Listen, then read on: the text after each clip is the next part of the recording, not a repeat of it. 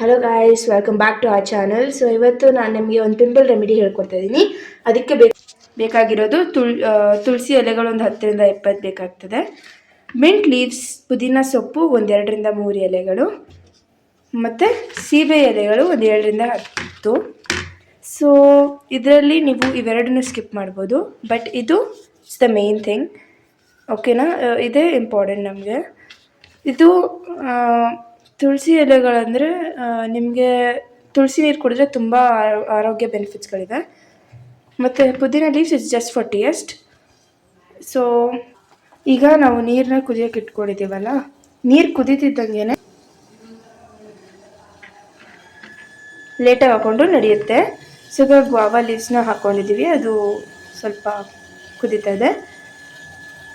ಕುದಿಯೋಕ್ಕೆ start ಆಗಬೇಕು guava leaves. ಸ್ವಲ್ಪ colour change ಆಗುತ್ತೆ, ಇದು ಅಲ್ಲಿ ತನಕ ನಾವು ವೇಟ್ ಮಾಡಬೇಕಾಗುತ್ತೆ. ಈ ರೀತಿ ಸ್ವಲ್ಪ 2 ನಿಮಿಷ ಬಿಟ್ಟರೆ ಈ ರೀತಿ ಕುದಿಯೋಕ್ಕೆ ಸ್ಟಾರ್ಟ್ ಆಗುತ್ತೆ. ಈ ರೀತಿ ಕುದಿಯೋ ಟೈಮಿಗೆ ನೀವು ತುಳಸಿ ಎಲೆಗಳನ್ನ ಆ್ಯಡ್ ಮಾಡ್ಕೊಬೇಕಾಗ್ತದೆ. ನೋಡಿ, ತುಳಸಿ ಎಲೆಗಳನ್ನೆಲ್ಲ ಆ್ಯಡ್ ಮಾಡ್ಕೊಬೇಕು. ಈಗೆಲ್ಲ ಹಾಕೊಂಡಾದ್ಮೇಲೆ ಮಿಕ್ಸ್ ಮಾಡ್ಕೊಬೇಕಾಗುತ್ತೆ. ಚೆನ್ನಾಗಿ ಒಂಚೂರು ಮಿಕ್ಸ್ ಮಾಡ್ಕೊಳ್ಳಿ. ನೋಡಿ, ಇದು ತುಳಸಿ ಬೀಜಗಳನ್ನ ನೀವು ಹಾಕೊಬೋದು, ಇದನ್ನು ಸ್ವಲ್ಪ ಟೇಸ್ಟ್ ಕೊಡುತ್ತೆ. ನೋಡಿ, ಈ ರೀತಿ ಕುದಿತಾ ಇರೋ ನೀರಿಗೆ ತುಳಸಿ ಬೀಜಗಳನ್ನ ಕೂಡ ಹಾಕ್ಕೊಂಡಿದ್ದೀನಿ.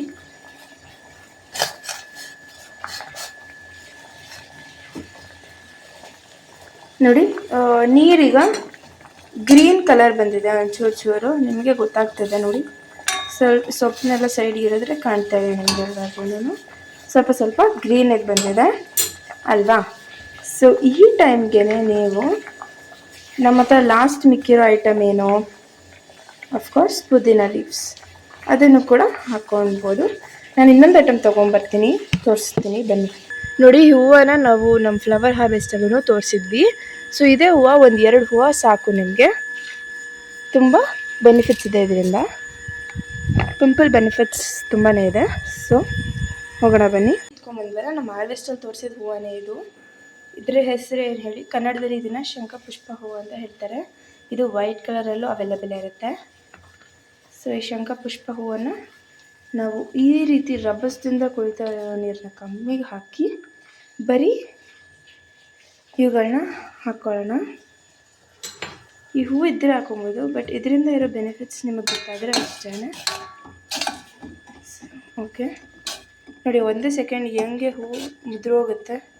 ನಾನು ಮಿಕ್ಸ್ ಮಾಡಿದ್ದಕ್ಕಲ್ಲ, ಬಟ್ ಹಾಗೆ ನೀರಿಗೆ ಹಾಕಿದ್ರೆ ಆ ಹೂವು ಹಂಗೆ ಆಗುತ್ತೆ. ನೋಡಿ, ಈಗ ಎಲ್ಲ ಲೀವ್ಸ್ಗಳನ್ನು ಹೆಂಗಾಗಿರುತ್ತೆ, ಚೆನ್ನಾಗಿ ನಿಮಗೆ ಫ್ಲೇವರ್ ಎಲ್ಲ ಬಿಟ್ಟಿರುತ್ತೆ. ನೋಡಿ ಗೈಸ್, ಎಷ್ಟು ಗ್ರೀನ್ ಕಲರ್ ಆದಾಗ ನಿಮ್ಮದು ಏನದು ಏನು ಈಗ ನಾವು ಮಾಡ್ತಿರೋವಂಥ ವಾಟರ್ ಅಥವಾ ಕಷಾಯ, ನೀವು ಗ್ಯಾಸ್ನ ಆಫ್ ಮಾಡ್ಕೊಬೋದು. ಸೊ ಈಗ ನಾವು ಈ ಕಷಾಯನ ಸೋಸ್ಕೊಳ್ಳೋಣ.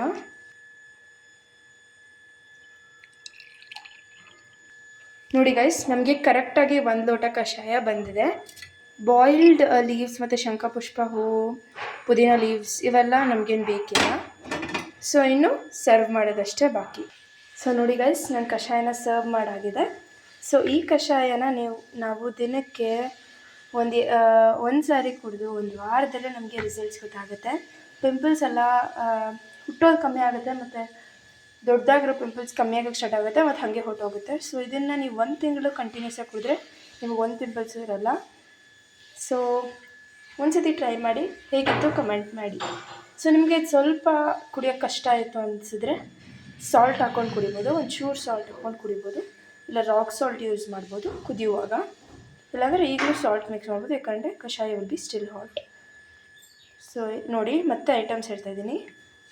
ಗ್ವಾವಾ ಎಲೆಗಳು, ಶಂಖಪುಷ್ಪ ಹೂವು ಇದ್ದರೆ, ಪುದೀನ ಸೊಪ್ಪು ಇದ್ದರೆ, ತುಳಸಿ ಎಲೆಗಳು.